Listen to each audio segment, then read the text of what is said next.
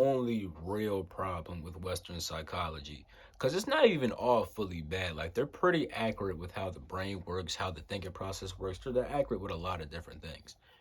The only thing that is getting messed up is the fact that they identify the self as the character that you create. And that's the issue. Because the character that you create, right, is what eventually dictates the thoughts, emotions, and actions.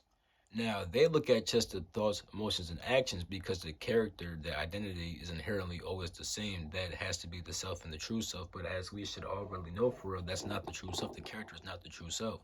So, because of that, right, identity becomes a whole different field that you could look at. Which means that if you change the identity, you could change the thoughts, emotions, and actions. Because some people, right, just cannot stop thinking certain thoughts, and that's why they get labeled with certain disorders because they just keep on thinking a certain way and they cannot change that. But they can't change it because the character is ultimately flawed and they don't know how to treat the character because the character is being seen as the true self. You know what I'm saying? So with that being said, right, the real problem is that people don't understand that the thing that is observing and just looks all the time is the true self. You're always perceiving even if you're not aware of what you're perceiving, like at nighttime, you're still perceiving something, you're just not aware of it. That's how you wake up, either mad or you feel good. Either you feel good because you experienced something good at night, but you don't know what it is, so you just feel good anyway. Or you were observing your negative thoughts and emotions, so now you wake up feeling mad or something like that. You still were observing something, you just weren't aware of it, but you're always perceiving. It's like you're just a camera, you're always looking at something. Everyone just looks at different things, so therefore you take in different information and then you think out of that information and build certain knowledge out of that information and stuff like that that you look at and everything. But you're just the observer, you're not the character, right? So if someone thinks they're the character, right, they're ultimately identified with merely the thinking process and stuff like that. You feel me? So you're gonna always be thinking and stuff like that, trying to just think, never knowing how to just look at things.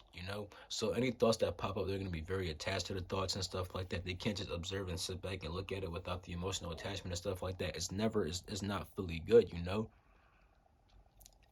And people gotta stop identifying with the character.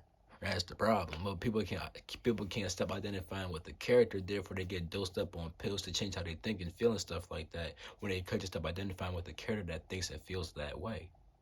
Because people think they naturally think and feel a way. No, your character naturally thinks and feels a way. You're identified with that character, but you can identify with your awareness and then eventually change your character.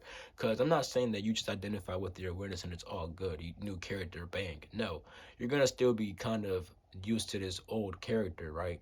But because you identify with your awareness more and more and more, you get the ability to create a new character because your awareness gives you intelligence. Intelligence gives you willpower. Willpower gives you the ability to act out your intelligence, which eventually makes a character for yourself. Because literally, right, what happens is the fact that when you start to observe your own awareness, right, you know that I am awareness. You know that you are actually there. You gain some knowledge. Now you can act out that knowledge and start thinking out of that knowledge. But when you're just a character, right, you're not really thinking, I am awareness. I am here. You're just thinking, I am sad. I am that you identify with what you're experiencing and the thoughts and the emotions that you experience and the events that you experience. You say, I'm feeling sad. I am angry. I'm not worthy. You say all these other things, right? Because you're just observing what you're experiencing. You're observing the thoughts, the emotions, and your lifestyle. You're not observing your own awareness. You're not observing the thing that's observing. When you observe the thing that observes, the whole thinking process stops. You don't actually stop thinking. You just stop looking at the thinking process. You look at what you actually are, and now because you look at what you actually are, you can now control the thinking process and choose to think what you want to think and build the character that you actually want to build. And then you will start to eventually change. So the first step, identify with your awareness. Second step, change. I guess first step is to perceive your own awareness, then to identify with it, then to start using your intelligence and willpower to actually build a character and change. 3-step plan. But that's the problem with Western psychology. They identify with the character too much and not with the true self. The self is being referred to as pretty much the intellect and the character and stuff like that. That's not the self. The true self, is awareness, the thing that just observed. I mean, I said observed, the thing that just observes. That's all that we truly are.